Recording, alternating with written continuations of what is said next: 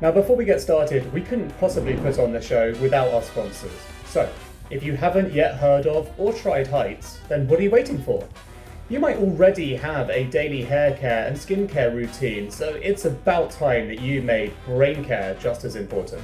It's what most of our secret leaders now add to their daily lives, trusting Heights to look after their most important organ for long-term health and nearer-term mental performance, using a mix of plant-based omega-3s and key nutrients that science says our brains need to thrive, delivered through your letterbox every month.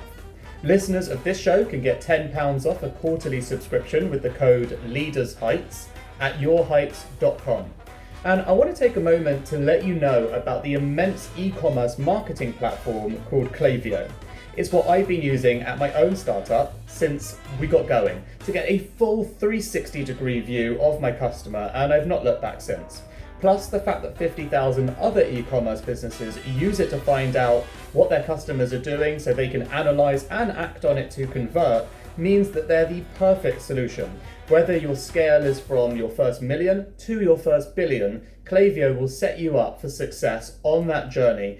So just visit klaviyo.com/secret leaders. That's KLAVIYO.com/secret leaders today to find out more. And if you're fed up of scrolling through jobs on LinkedIn, I think you're going to love Otter. They've handpicked the most exciting jobs at tech companies in London. Now, many of these fantastic companies are being featured on Secret Leaders already, and they've got job openings on Otter too. For example, Slack, Bulb, GoCardless, and Deliveroo. So, Otter is building a place for smart, ambitious people to find their new career challenge. Just find out more at otter.com, that's OTTA.com, and find your new job there. Now to today's show. Today's secret leader is the CEO and founder of the software behemoth Hubspot and is a bit of an inbound marketing legend. So if you run a B2B company, there's a pretty good chance you're already a customer of, or you've looked at becoming one of HubSpot already. Now, he co-founded the company in 2006 and has grown it to annual revenues of over $500 million, 3,000 employees, 70,000 plus customers across 100 countries. I don't need to do the PR spin for him. He'll get onto that later. But he has also co-authored 2 books on marketing: Inbound Marketing, Get Found Using Google Social Media and Blogs with HubSpot co-founder Dharmesh Shah, and Marketing Lessons from the Grateful Dead, what every business can learn from the most iconic band in history. Obviously, he is forgetting the Beatles, but we will just pass that up right now. He's also proud to have been named one of the best CEOs for diversity and best CEOs for women in 2018, before that was even a trendy thing to do in tech. So today, whilst we're going to hear about the journey of building one of the biggest names in SaaS, we're also going to focus on some of his insights on an essential topic of every business owner that we all need to know, which is how to nail customer experience. So before we get into all of that, firstly, welcome to the show, Brian. Thank you for having me, Dan. This is great. It is a pleasure. And kick off with a quick fire round. So here we go. Sales or marketing? Smarketing. Of course. Not one to make a quick decision then. Books or music? Music. Cats or dogs? Dogs. Apple or Android? Apple. Trump or Pence? Neither. Inbound marketing. Inbound marketing or customer experience? Customer experience. Oh, wow. I actually didn't think you were going to go there, but it's on brand for the episode, so we appreciate it. All right. Now that we've got those very tough questions out of the way, it's time to get on with the actual show. So if I've done my reading correctly, you were born in Boston, Massachusetts, so presumably you were always destined for MIT in some capacity. Is that what it's like when you grow up in Boston? What was your upbringing like? I don't know if that's what it's like. I would say I had a very normal, nothing special upbringing. The thing about my upbringing is we had a lot of neighbors that worked at big tech companies these are dinosaur companies now, but Digital Equipment and Wang, and my father worked for BBN, lots of that around. And I always thought I would join a tech company. I never thought I would start one. Got it. And what were your parents like in general with your education? Like, were there any nudges? Were you supposed to be something? I think, yes, I was supposed to go into tech, like a lot of our neighbors and a lot of their kids and the older kids went into tech and did pretty well. And they pushed me into engineering, which I think was a good thing. But I actually, like, people have asked me this, I had an unremarkable childhood, very typical suburban Boston childhood, reasonably good athlete, but not great, reasonably good student, but not great, like normal. Fair enough. Okay. And before you started HubSpot, what were you actually doing? Like, what was it that suddenly inspired you into a sales and marketing engine machine? Yeah. Well, I grew up in sales and marketing through my career. And the thing that directly led to HubSpot was I was an entrepreneur in residence at a venture capital firm, a little tiny venture capital firm here in Boston. And they had hired me to go and work with their portfolio companies and help them think about how do we grow these little startups and turn them into big companies. And I spent a lot of time with them, and they all kind of had the same growth playbook. They were going to hire inside sales reps and cold call. They were going to buy a big list and spam people. They were going to do a lot of advertising, hire the expensive PR firm, and do the big trade show. It was like, those are the 5 plays. And I just assumed they were doing them wrong because those are the plays I kind of grew up with. But the more I dug into it, the more I noticed that those plays just don't work anymore. That humans, you, me, all the listeners here, we're kind of immune to marketing. We're sick and tired of being marketed to, and we're terrific at blocking it out with spam protection, ad blocker, caller ID. Back in the day, you had things like DVRs. Like, it just had become really hard to market. And so that was kind of the spark that got us going on this idea of, you got to change the way you market to match the way humans actually live and work and buy. And so how do you market in Google? How do you market in the blogosphere? How do you market inside of social media? How do you create content and pull people in? That's how that inbound marketing versus outbound marketing, that new versus old, kind of started emerging in our heads that eventually led to HubSpot. Okay, and how did this really start? So, you've got your co-founder, you're out for a beer discussing the state of human psychology responses to marketing, or you're deep in product design and you have an aha moment. What was the trigger, and can you take us from the trigger to actually setting up shop and really feeling like this is it, we're doing it? Well, there was kind of 2 triggers. The first was what I just talked about, this like, oh crap, marketing's broken. I don't know how to market anymore. His aha, that was kind of the sister aha, was he was in business school and he blogged his way through business school.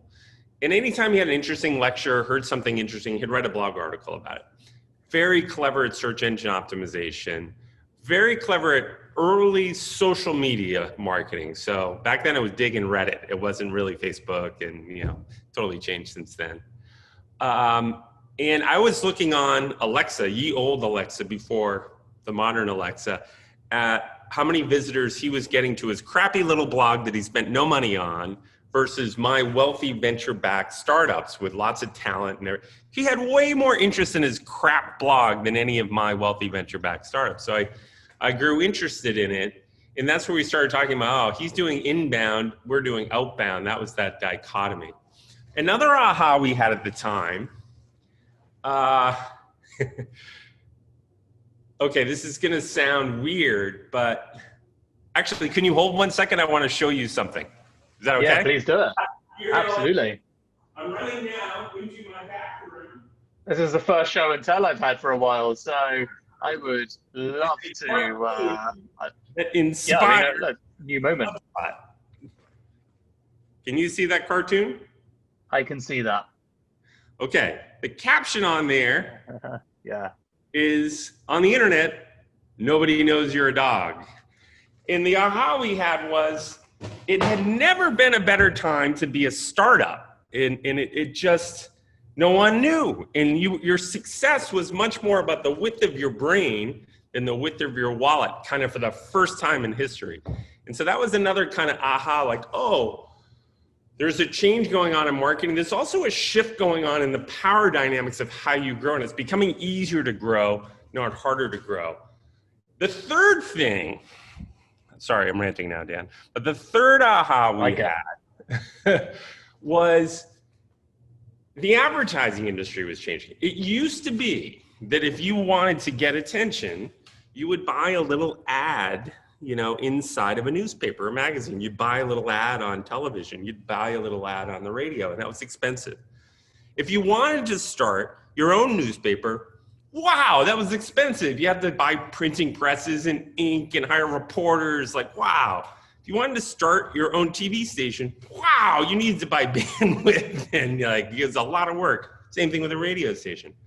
But something had changed. And what had changed was the cost to start a newspaper had dropped. The cost to start a TV station had dropped. The cost to start a radio station had dropped. And we said, let's stop advertising on other people's assets. Let's create our own assets and market our own products ourselves. So all those things was like a soup that we were swimming in. And that was inbound. Then, Dan, well, let's try to do it. So we started yelling about inbound. You got to move from inbound to outbound. And then we tried to do it. And it was hard. You had to put in like this complicated open source freaking content management system, this complicated CRM and email marketing and SEO consultants. It just got complicated. All right, let's build HubSpot, which is kind of a modern system to help people deal with all this stuff and take advantage of and grow. That's sort of how it all kind of came together. And it was over the course of about 9 months that sort of soup turned into something delicious. And like any soup, you've got to obviously keep seasoning it the whole time. So, you know, where were you seasoning your soup from? So I guess in this respect, we're talking about people and funding. So what was the first couple of years of HubSpot like to keep that soup delicious, to run with your analogy? Yeah. I would say the soup, and this continues today, it's not just the first couple of years, like would add a couple of spices and it'd be like, the soup got worse. Like that was too much salt. And then keep cooking it a while and add a couple more things. Oh, now it tastes much better. There was very much this process of make it a little worse, but in the process of making it worse, you make it a lot better. There's this one step back, 2 steps forward. Frankly, that's HubSpot today. Like it's been 2 steps back, one step back, 2 steps forward for 14 years. Even today, it's 1 step back, 2 steps forward. And I think one of the things that has helped Dharmesh and I is we're willing to, well, oftentimes that 1 step back is self-inflicted, is an unforced error that we've made, put the wrong spice in. But many times we force that 1 step back on ourselves, like, oh, let's take a step back so we can take that 2 or 3 steps forward. Let's take a risk here. And we've done that. We have an appetite to do that type of thing. Let's just say that. What would you say is the worst tasting spice that you remember in recent history?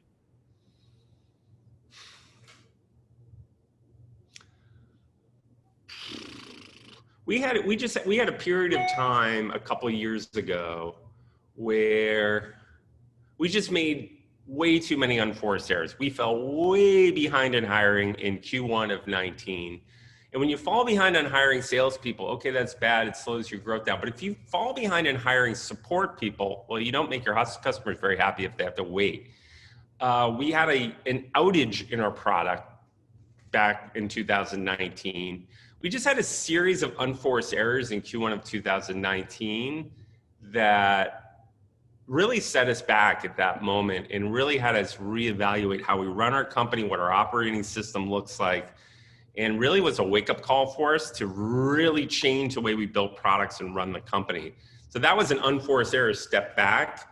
And frankly, that has enabled, took us a while to kind of figure all that out, but that has enabled a great growth spurt for us over the last couple of years. That we learned. One thing about HubSpot that I think we're good at, we make too many mistakes, but we never make the same mistake twice. I would say that we learn from our mistakes. How have you built the culture around that kind of insight? So, I mean, like how early on would you say this is a company around making mistakes, but we really learn from them? And also culturally, you know, how do you embed that in your culture? So do you do retrospectives on the mistakes? And if so, what do they look like? We do. One thing we do that's been super helpful, and we started doing it very early in HubSpot, was Um, we have a deck that comes out once a month. It's got about 100 slides in it, and each slide in the deck kind of corresponds, Dan, to an unforced error we made. So I'll give you an example. When we fell behind on recruiting and support, that was an unforced error. What we weren't looking at was the number of support people we had, the tenure of those support people, the customer growth and retention characteristics, and the new product releases coming down the road. All of those kind of mixed together in a little bit of a complicated formula, and we can predict how much load there will be on support. So the load was going up because we were releasing new products, and we had missed our headcount goals. So it was a combination that really caused a lot of problems for us. So there's a slide in the deck that looks at all those factors and prevents us from making that exact same mistake again. So it looks, for example, at how many support reps do we have? What's the tenure mix of those support reps? What's the product release schedule coming for the next X number of months? So we can make sure we stay on track and, we can keep our wait time under a minute, basically. That's our goal. I mean, presumably all this stuff is, table stakes and like becomes a logical process you understand when you're sitting in your office and offices. However, with a remote culture that you probably had to have forced on you during COVID, I guess my questions are, how have you found that change to be culturally for you personally, and how it's been for the company culturally, and what you've learned throughout that process about leadership? Yeah. We were heading towards remote before this happened. Remote was our third biggest office. And so we weren't prepared, but we were, we weren't totally flat-footed on it. I would say even before this started, one of the things I learned about remote was for my team, I have 8 direct reports. I was starting to hire people in other locations. So I hired a chief customer officer in San Francisco. I'm based here in Boston. Yeah. And what I had noticed when she started was, if there were 8 of us, 7 of us in the room and 1 on Zoom, it's just tough for her to get in that darn conversation. And you're kind of out there and you're just not in the flow of the conversation. So I said, all right, the best practice here is if any one person is on a Zoom in the call, we're all on Zoom.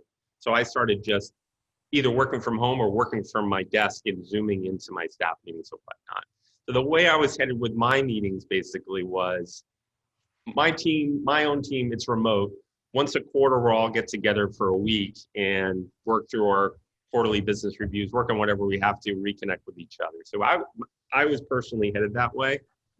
I would say this has hit HubSpot in different ways. Like there's certain people inside of HubSpot that have become way more productive. I personally have become way more productive. I don't have a bunch of kids running around. They have to homeschool. I have plenty of space. I have decent internet.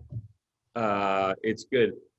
Let's say you're a single dad with 3 little kids that you have to basically homeschool right now, and you have to do your job. Well, you're obviously gonna be a lot less productive right now. So I think one of my lessons is just, there's a time to be tough and a time to be empathetic. This is like over-index on empathetic for everyone these days, because you don't know, the person on the other end of the Zoom may be in a living hell at the moment, and they may be doing fine. It's hard to tell. So I've leaned on empathy. The other thing I've learned, I'll tell you, one other thing I've learned through all this stuff, Dan, is I think in times of, I sort of have 2 modes. I have a peacetime mode when things are going along and decisions will take a lot of time and I'll let them bubble up through the organization or whatnot. And then I have kind of a wartime mode. We're kind of in wartime now between Black Lives Matter and between the social issues going on and between COVID and the economy and all this stuff going on. I'm much more decisive, much quicker decisions, much more top down. I'm hoping that backs off to a more peacetime mode soon. But my way I lead the team has changed. I'm also a lot more transparent. I feel like for better or worse, your employees want to hear from you during times of crisis. Even if you're telling them terrible news, they'd rather just hear it straight. And so I do a lot more AMAs with the company. I do a lot more Slack postings of the whole company. I do a lot more wiki posts. I'm much more visible and transparent these days. Those are some of the things that I've taken away from it. It's been challenging, super challenging. Yeah, it's interesting because obviously, a great trait of fantastic leaders is essentially prioritization. If you are prioritizing the most important things, you'll make better decisions in general. And I know that you wrote a single-page document that helps you say no to decisions that you call M-Spot. And it'd be great just for you to share that with the audience to get some insights on that. And I guess really relevantly to know how you've used that over this time, because that's a great set of principles essentially for wartime. When you're saying you're having to make quick decisions and they're important, having a mental model or a framework is obviously very helpful. So if you could share that with the audience, and I guess now's a good time to say thanks for saying yes to the podcast. Obviously, pass the framework. So there's an expression out there that everyone's probably heard of. Your startup's much more likely to die of overeating than starvation. This is very much the case for HubSpot from day one till today. There's an infinite number of ideas, and there's only so many you can do. And this is going to be the thing that's ironic that hurt my head a lot. The bigger we get, the more employees we get, the more capacity we get, the less we get done. Like it's counterintuitive. And so we are relatively ruthless prioritizers. And the way we do it, I can show you how we do it on the whiteboard even. Great.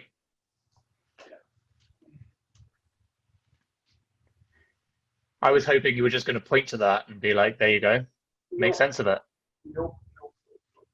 So the way we kind of run the company is let's say today, today's an interesting day. We're in October.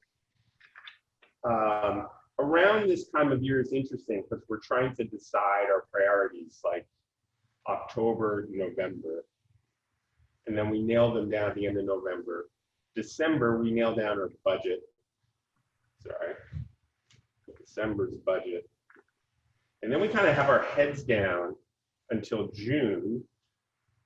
And in June, we have an annual offsite where we talk about what's the next 3 years look like? What could we be in 3 years or 5 years? And then from June kind of to October, we're baking on that, thinking big picture about things. And then starting around October, we're trying to nail down what are we going to do in the next year. So between June and October, what's the 3 to 5 year plan? And then from October to November, what's the 1 year plan? So we have a planning cycle. Once we nail that down, I try not to touch it. I really try not to touch it. And I think one of the things that makes founders, and myself included, successful is they like to make decisions. They have a lot of ideas. They're creative and maybe even a little impulsive. And one of the things I've had to learn to do is sort of tamp all that down and just make decisions and let them run their course. Because decisions and processes take a while to get in place to really stick. And so I've had to resist the impulse to jerk the steering wheel. And so right now is the time we're moving the steering wheel like this, trying to figure out next year. But once we get that nailed at the end of November, boom. Part of my job is just be like, no, we're on a good path here, steering wheel straight. It's very hard to get us off that path. Whereas early in the startup years, during the year, I'd be swerving, and people complained a lot about that. That was one of their big complaints about me as a CEO is too impulsive, too many ideas, got to stick to your priorities, got to say no more, basically. Okay, I kind of understand where you're coming from with your approach to focus. However, in a year like this, which is completely uncalled for and you can't plan, you'd have done your planning session in November, and by February, realistically, definitely March, it's out the window.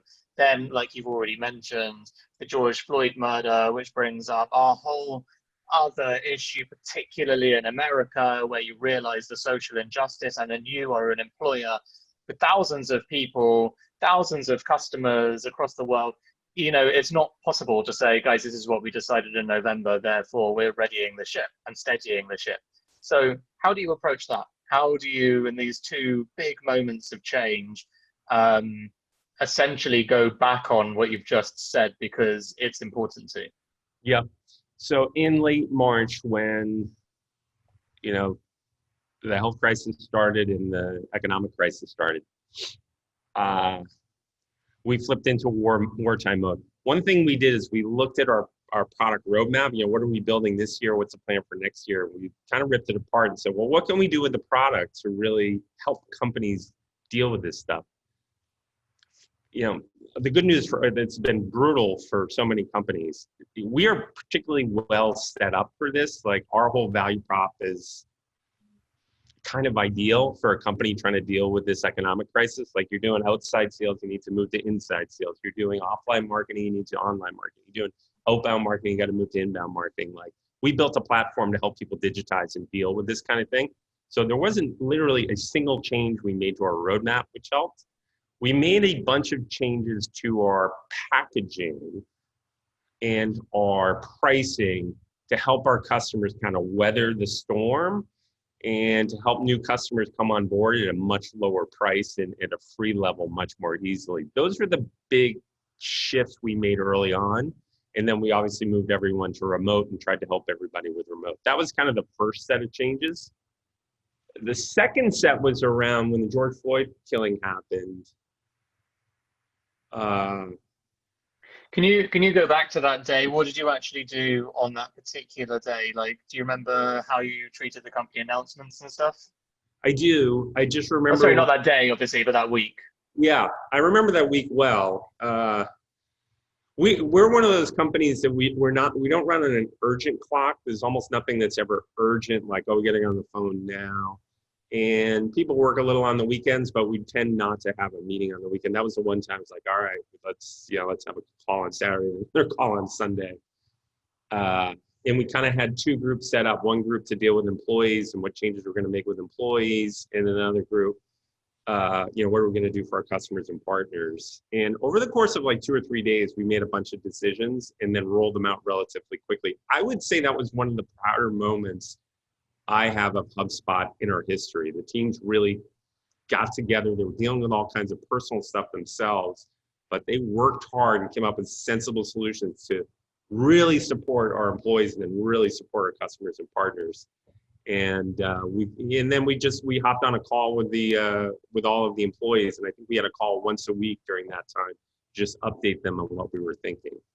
I think one of the things the employees liked, we normally talk to them once a quarter in kind of a formal way, a presentation type format to all the employees. We switched to like once a week, let's do a presentation / ask me anything.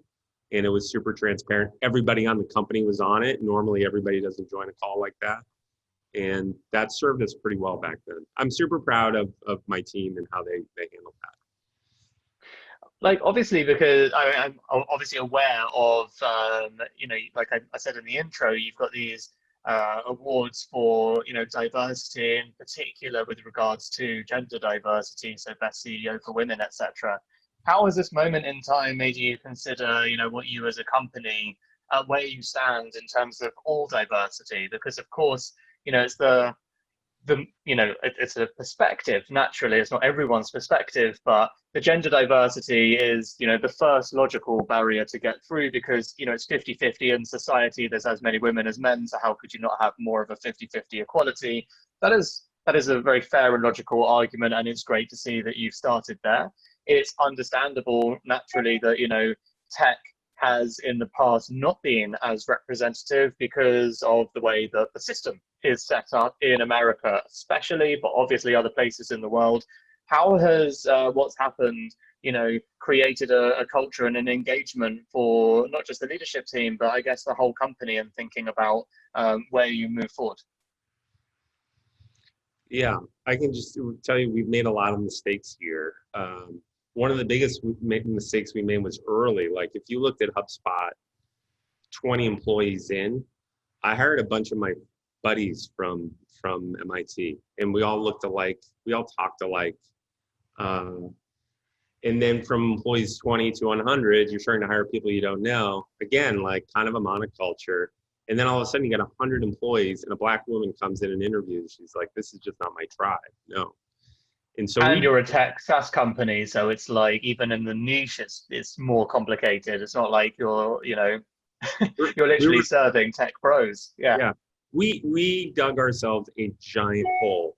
Digging out of that hole is very, very difficult, and takes a concerted effort. And so the first hole we tried to dig ourselves out of was really on the gender side.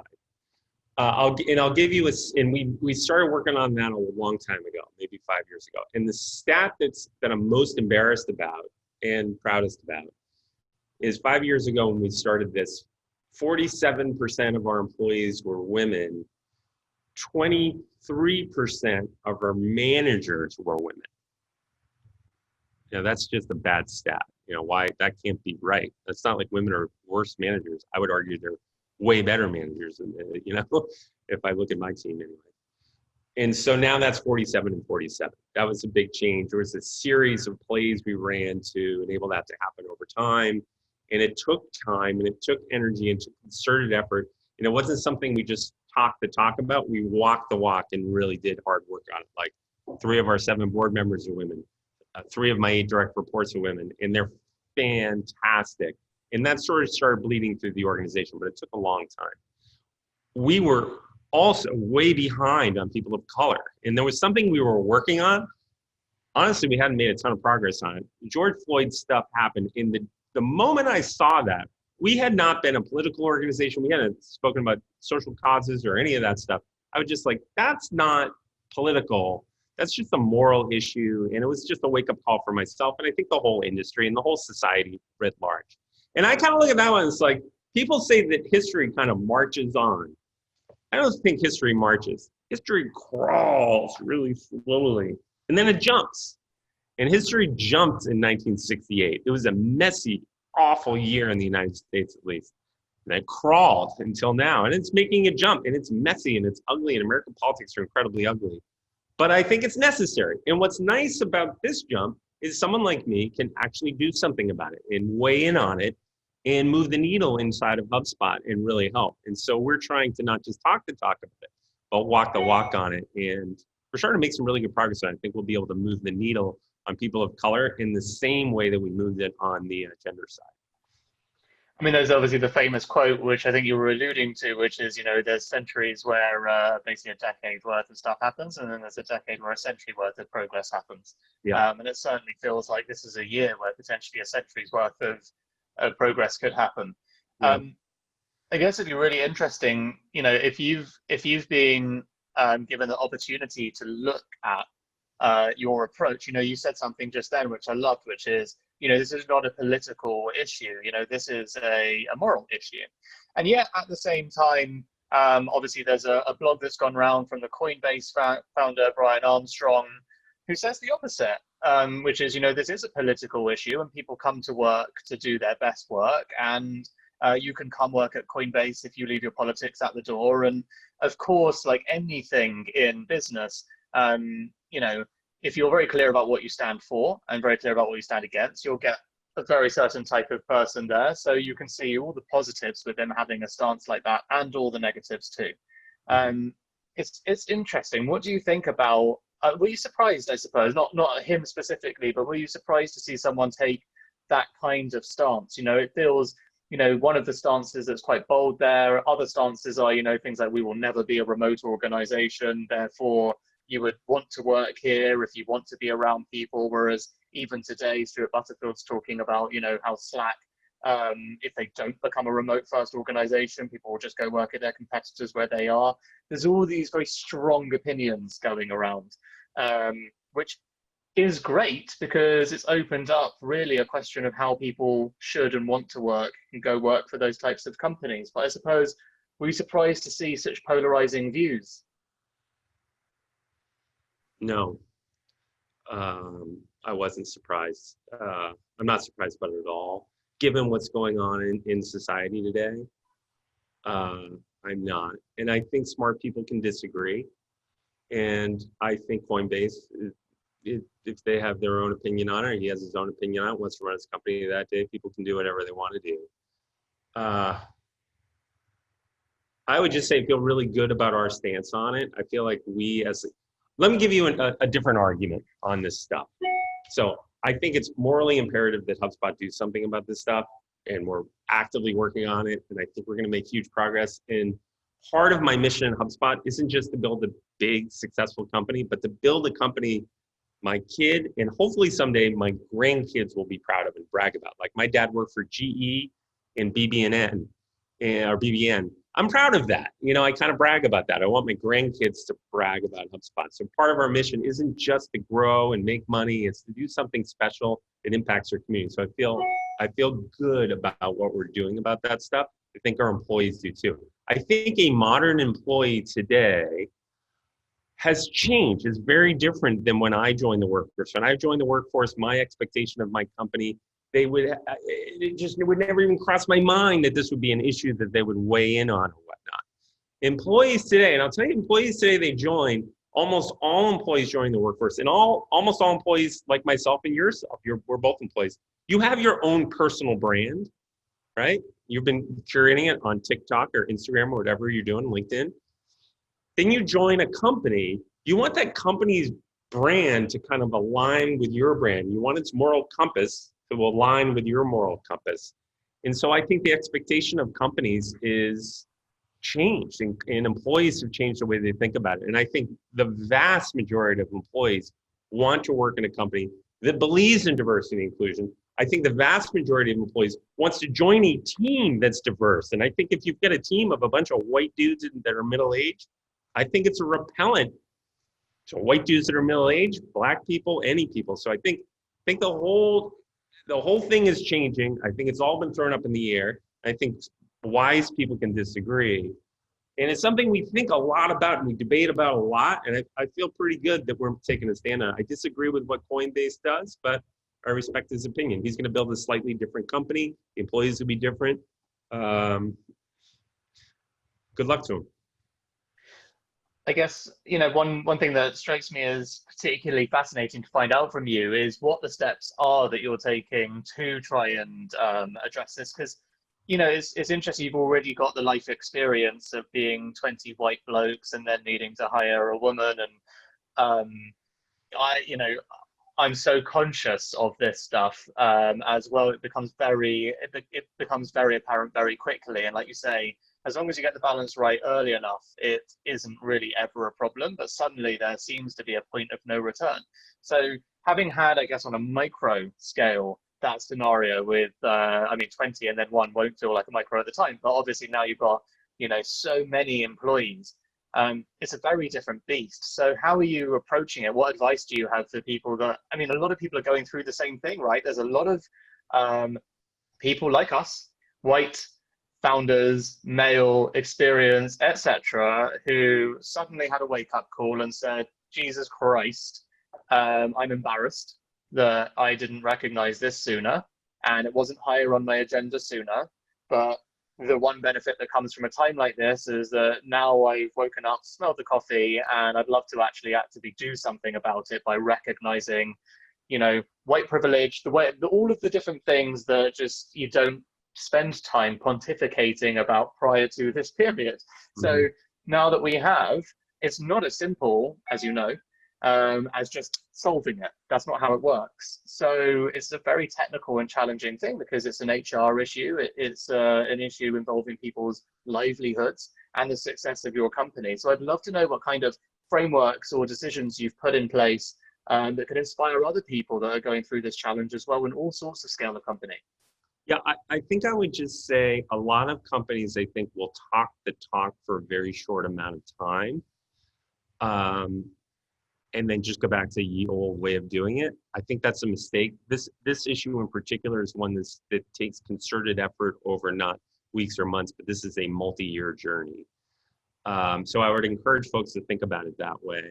We have run a series of plays that are multi-year. I think the play that I'm most proud of is we did a center at Howard University, which is a historically black college, and our senior VP of Biz Dev went there, and it's a fantastic institution. And so we're partnering with them to teach their students about CRM, about inbound marketing, about all this stuff we're espousing. And so we're hoping to educate people and hire people like crazy out of that university. We're super proud of that. running a series of other plays, but that's a play where we're putting big dollars to work and lots of intellectual capital and people to work, including my team.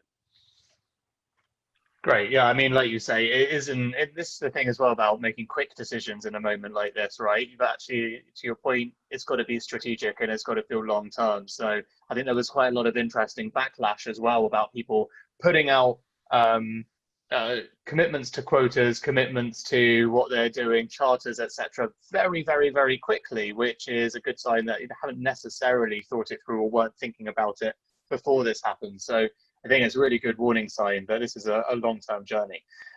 Okay, I'd love to talk to you about the thing that is essentially your favorite thing, which is customer experience. What absolutely amazing customer experience looks like, what we can learn about how to do brilliant customer service and customer experience end to end.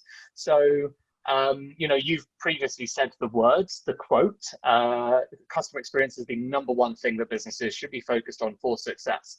So my question to you is, how practically can businesses make that their top priority? And what are the most impactful things that they can do to make it their focus? Yeah. So when I was back in school, Dan, I had a professor, an entrepreneurship professor, and the professor used to say, don't even bother starting your company unless your product is 10 times better than the competition. I think the modern reality of startups is it's nearly impossible to build something 10 times better. Let's say you're a software entrepreneur. AWS makes it so easy to get started. Open source software makes it so easy to get started. Everything you can rent instead of buy. You don't need office space. Like the startup cost and the cost to build something cool is really low. And so sustainable product advantage is harder and harder to get. That was a lot easier when you needed a lot of money and talent was super rare to build a software company. That has changed quite a bit. I think today, if I look at the companies that are doing really well and kind of came out of nowhere, it's when their customer experience is 10 times better than the competition. And for me, like this morning, I'll give you an example of what I mean. Like this morning I woke up and I put on my Warby Parker glasses. And then I turned over and I turned on my phone and I listened to the Grateful Dead on Spotify. And then I fed my dog with food I got from the Chewy dog company. And then I rode on my Peloton. I see you have a Peloton back there. I put on my Stitch Fix outfit. I think I'm thinking rich. I wanted to look really sharp for you today. And then I've been on Zoom and Slack all morning.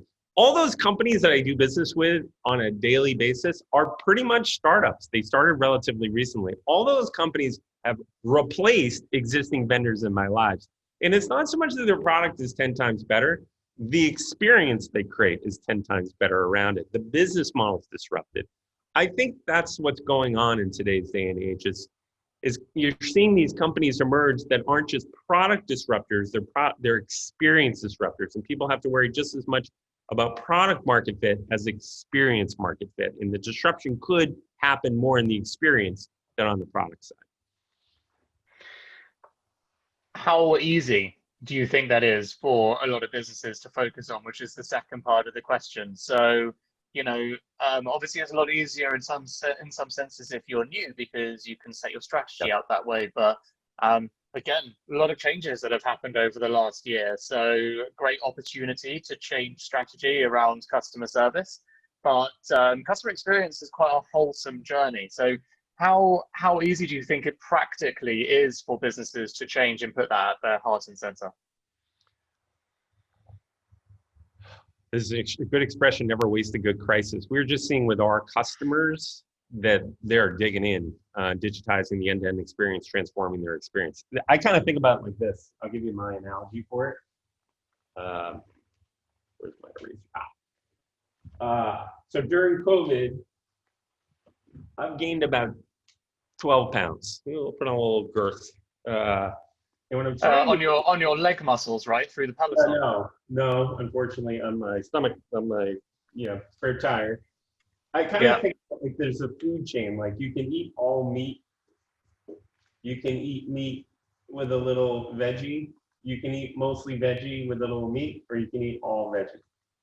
I think people are starting to move down the food chain in terms of their diet. I sort of think businesses need to move down that same food chain where all of the interactions between your company and your prospects is human to human. There's no self-service. It's a very high friction environment. Even an outside sales organization, most of that engagement's over the phone or live. And then it's like, well, humans, and then computers, to help them a little bit. And then, well, computers, and then humans, accelerate what the computers do. And then mostly you're dealing with computers.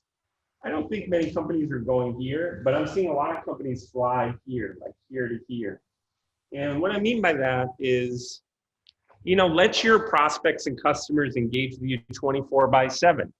Really invest in your website, really invest in chat, really invest in a knowledge base. Make sure all that stuff is visible inside of Google, and lean into enabling that customer to have a lower friction engagement with you.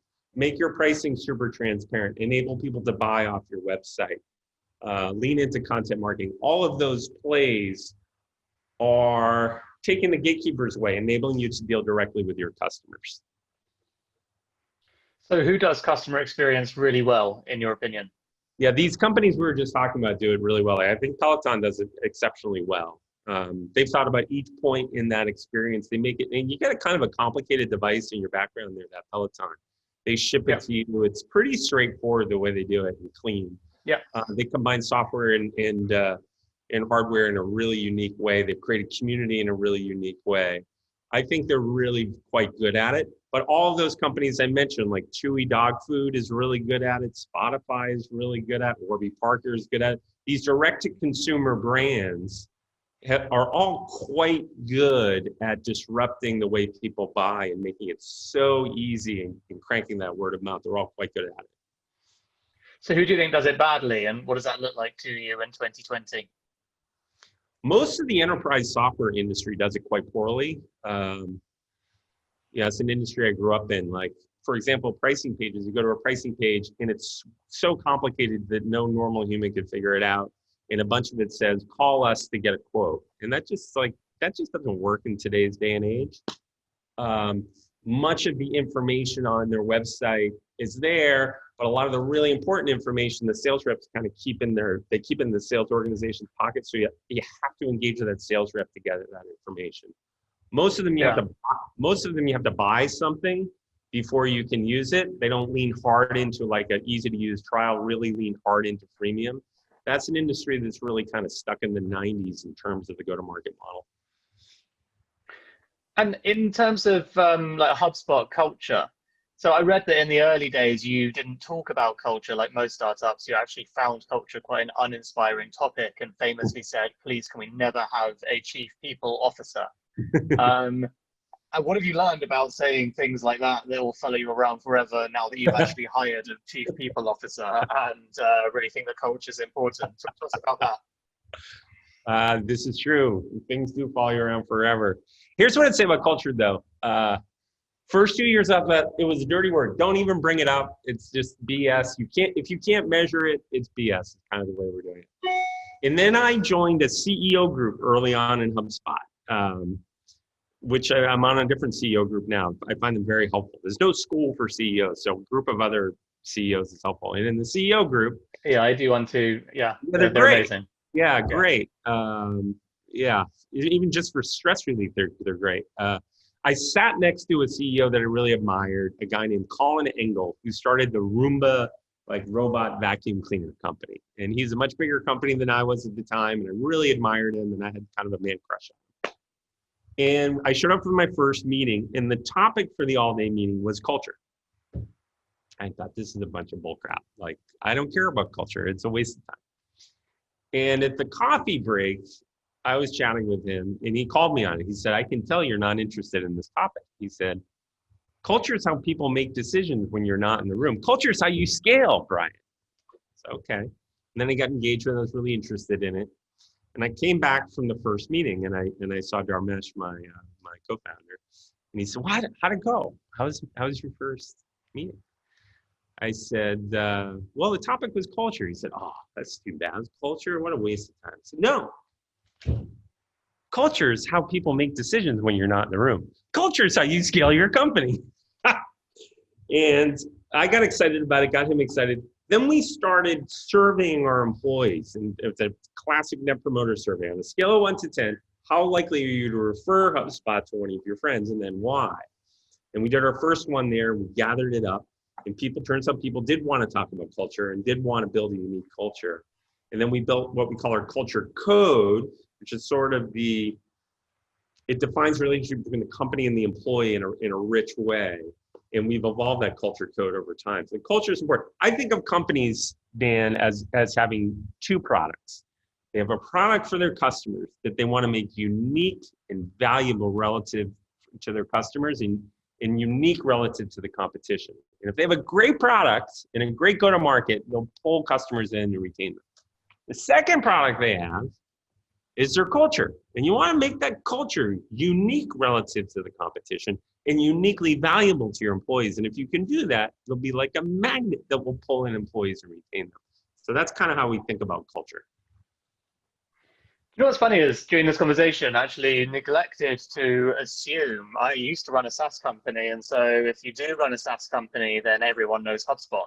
And I actually neglected to even ask you to explain what HubSpot is in layman's terms, which I do to everyone that comes onto the show, because we've been talking about customer experience, sales and marketing and stuff without actually talking about what you do and how you do it. So almost back to front, would you give us a succinct version of that? And to make it relevant and timely now, what was your mission when you started and how has that developed over time?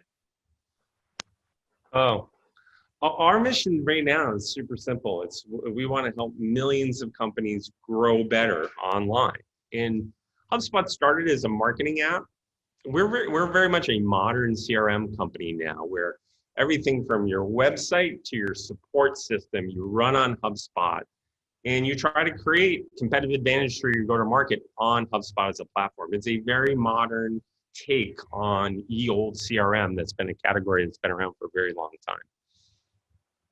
And do you think that mission's changed at all since you started? The company's had two chapters, Dan. Chapter one was marketing, like help people get found online was the first mission of HubSpot, and help, do inbound marketing. And I thought that made sense. Inbound marketing made a lot of sense, still makes a lot of sense. I think the arbitrage opportunity today and the big opportunity for customers is to create not just a great lead gen machine. I think there's a modern version of that. Inbound's a way to go on that. But the even bigger opportunity is to create an experience disruptor, create great end-to-end experience for their customers.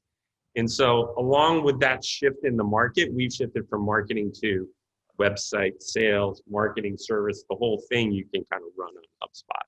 And so we're sort of halfway through our second chapter in HubSpot's history.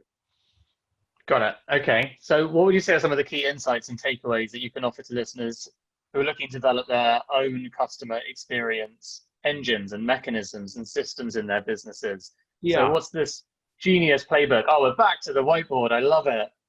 If you're listening to the audio version, you are missing out, and you need to head over to our YouTube, because we've got Professor Halligan running rings around this whiteboard all day. Is this your office or your home? I love the idea that this is your bedroom, really. No, this is my home. It is, okay. At least you're at home with your whiteboard. Yes. Okay. Most companies have something called ye old funnel. They have marketing that generates leads, and sales that generates opportunities, and kind of customers pop out the bottom. And I've been working since 1990. This has been a metaphor. I don't know who invented the darn thing, but it's been around forever. The problem is it's broken. It doesn't work anymore as a metaphor to describe really what's going on inside of a modern company. When I talk to somebody who purchased HubSpot, became a customer, is delighted, and I ask them, why did you buy? At the end of the day, what led you to purchase HubSpot over the myriad of other products out there? They'll say, yeah, your marketing is really good. We saw you in social, and we read some articles from you, and we went to your conference. Great marketing. your salesperson is great. They helped me set up the premium version. They were super helpful. They said, but the real reason we bought is all our friends were buying HubSpot and they loved it, and Susie, who's in our sales department, used HubSpot in her last company. It's very much word of mouth. And word of mouth has changed a lot over time. And stuff just spreads a lot faster and more easily over time. So I don't like this as a metaphor. I like to think of the metaphor as more like a flywheel, where marketing kind of sits here, sales kind of sits here, and your third is your customers. And what you want to do to get that flywheel to spin fast is have as happy customers as you possibly can. If your customers aren't happy, your flywheel is just not going to spin. The more happy customers you have, the more visitors and leads will come into your business. The second thing you want to do is take the friction out of your flywheel. Make it as self-service as possible. Put everything on your website. Invest in chat, invest in a knowledge base, invest in inside versus outside, invest in content marketing. All those plays that really digitize and enable customers to serve themselves and learn on their own, that will serve you very well. So that's how I would think about it if I were starting a company and I were listening to this podcast. Got it. And so basically customer advocacy is really the new holy grail, the promised land. Very hard to measure, super hard to measure. We obsess over Net Promoter Score, as probably most of the people listening to this call obsess over it. So it's a decent proxy for it. But even if you can't measure it, it doesn't mean it's not true and happening. Like those conversations are happening well outside of your control, off of your platform, on Zoom calls at the very moment. You're either getting buried by a customer or you're getting propped up by a customer. And so just know it's true. And if you want your flywheel to spin, your success is very much a function these days of the happiness of your customers. It didn't always be that way. Like back in the 1990s when I was first starting my career, you could get away with a crappy product and unhappy customers because your customers never talked to each other. They couldn't find each other. Now, let's say you're in the software industry. I mean, just go to g2.com. You can see there's thousands of HubSpot's reviews on there and thousands of reviews of our competitors on there. Like, have at it. I mean, you can really, it's a much more transparent world. So looking back on your, almost 2 decades, I guess, coming up to it with HubSpot, what's been the most challenging period for you as a leader? What were the key moments where you really didn't know what to do, and how did you handle it?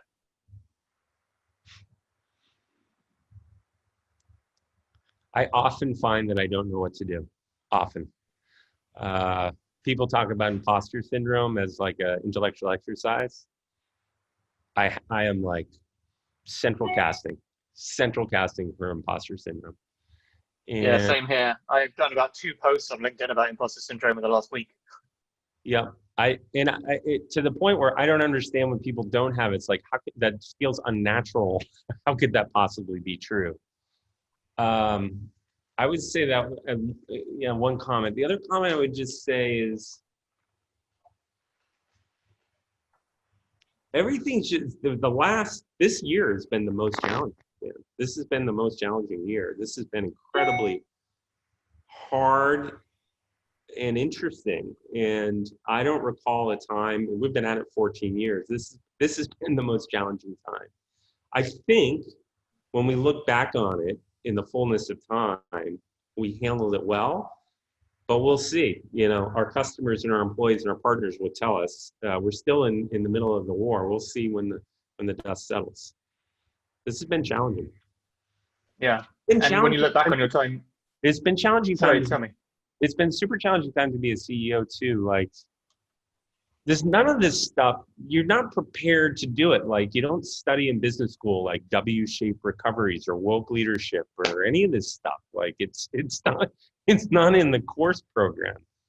One of the things that's helped me a lot is I'm in a CEO group with a bunch of SaaS CEOs, big SaaS CEOs. So all the big all the big ones, beneath the Amazons and the giant ones. And we get on a call once a week, every Thursday night. And it just seems like every week there's something new that we hadn't seen before that we have to react to and kind of bounce ideas off each other on. That's been super, super helpful. Yeah, for no other reason, misery loves company. It's good to hear that other people are dealing with the same problems, and oftentimes someone will have a great idea that we can borrow. It's interesting that your CEO group is actually industry specific, because mine isn't, and I tend to find that that's really helpful in a way that it's not industry specific, because you get such different insights. And frankly, a lot of the things, just in my experience of the CEO group anyway, 99% of the most helpful stuff isn't about work, right? Like it's about social, it's about mental health, it's about support, it's Yeah. experience sharing. And ultimately, like that, most of the work support you get is from your team inside your company. So ironically, it's not the stuff you get so much. Do you find the same? Same. It's 95% of what we talk about is people. Hmm. People stuff. It's not industry stuff as much as competitor stuff, product stuff, even marketing or go-to-market stuff. It's all people related. It's about our employees, and it's about our teams, and about that kind of stuff. And we all have similar, I've noticed we all have similar challenges. We're all like HubSpot's up, just short of $1 billion in revenue, and a bunch of them are a little below us, and some are bigger than us. We're all having similar challenges. It's been fascinating. Yeah, and funny, you can get to $1 billion in revenue without ever having studied woke leadership. I mean, who would have thought? That's a definite one to come back to you with. We can do a specific what we've learned about woke leadership masterclass session instead. Okay, so when you look back at your time at HubSpot, what decision do you think you would have made differently to have had the biggest impact on where the company is today? Was there any one big moment? Not really. Not really. I guess in light of what you've been saying, potentially just how you've hired. Yeah. I don't think there was one big decision. We've made lots and lots and lots and lots and lots of unforced errors over the years. But just like there was no one moment in HubSpot's history that really propelled us, that was like, this was it. It's been the one step back, two steps forward. Same thing on the downside. I'd say one of the things that we struggled with early was kind of picking a persona in the target market. Like, are we going to sell to small companies or large companies, or B2C or B2B? Like, really took a long time to get to that. And, we sell 90% B2B, and we want to sell to startups and scale-ups, companies that are, 10 employees to 1,000 employees, that kind of thing. It took us a long time to sort of narrow in on that target market, and that costs us a lot of time. And that is notoriously super hard. So I'm not surprised. One thing I've noticed about American CEOs and founders is much more self-aware around mental health, and much more considerate around the impact of mental health throughout the journey. What are some of the preventative things that you built into your daily or your monthly routine and life? We talked about the CEO group as one thing, right? Having a support network. What are other things that you've done to make sure that you keep in tip-top shape? I'm a ruthless prioritizer. Like, I put together a list of 8, let's say, priorities once a quarter, and I publish it to my team. And they kind of know, don't put something on that list that's you're not going to get his attention on such and such a thing. And so that helps me a lot. And every morning I wake up and I look at that priority list. I'm like, well, what am I working on that list? That's been helpful. Another thing that's been very helpful is one day a week. I used to do Wednesdays, now I do Fridays. No meetings, no calls, no human time. It's my work from home day, and I've done it before COVID and after COVID. When it's my time to think and work on projects and collate information and read. Otherwise, you're just like dealing with other people's problems, incoming Slacks, incoming emails, incoming Zooms. So I like that day to think and to bake. That's been very helpful to me over the years. Those two things have helped a lot, actually. I love that one. Okay, wrapping up now, Brian. I'm sad to say, because I've really enjoyed it, but what is the best piece of advice you've ever been given? I don't think it's as much advice I've gotten as when people give me a little boost of confidence. I do have that imposter syndrome. So if somebody who knows me well, a mentor or somebody who knows me well will say, you're doing a great job. You're actually doing a great job. I know you think you're not, and I know you think you're an imposter, and I know you think you're screwing everything up. But empirically, if you step back, you're actually doing great. And like that, once in a while, when people say that, it really helps me. And I don't get that a lot, but I got that a couple months ago from a guy named Jack Connors, who's a mentor of mine. He started a advertising PR firm 100 years ago called Hill Holiday. And he's been my mentor for a long time. He kind of took me aside. He's like, I know you have a lot of self-doubt and you think you're messing this up and that up. And he said, but just take a step back. You're doing pretty well. That helped me a lot. That boost of confidence. That's great. Yeah. Yeah, absolutely. And I think, everyone needs that pat on the back and some validation along the way. Okay, so then what is the best piece of advice you could give to our listeners to inspire them through their journeys for the rest of the decade to come? No pressure. I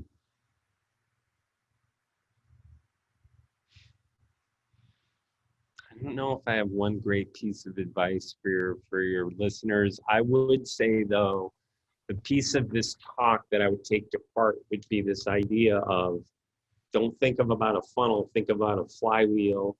Just think of your whole business like a flywheel. And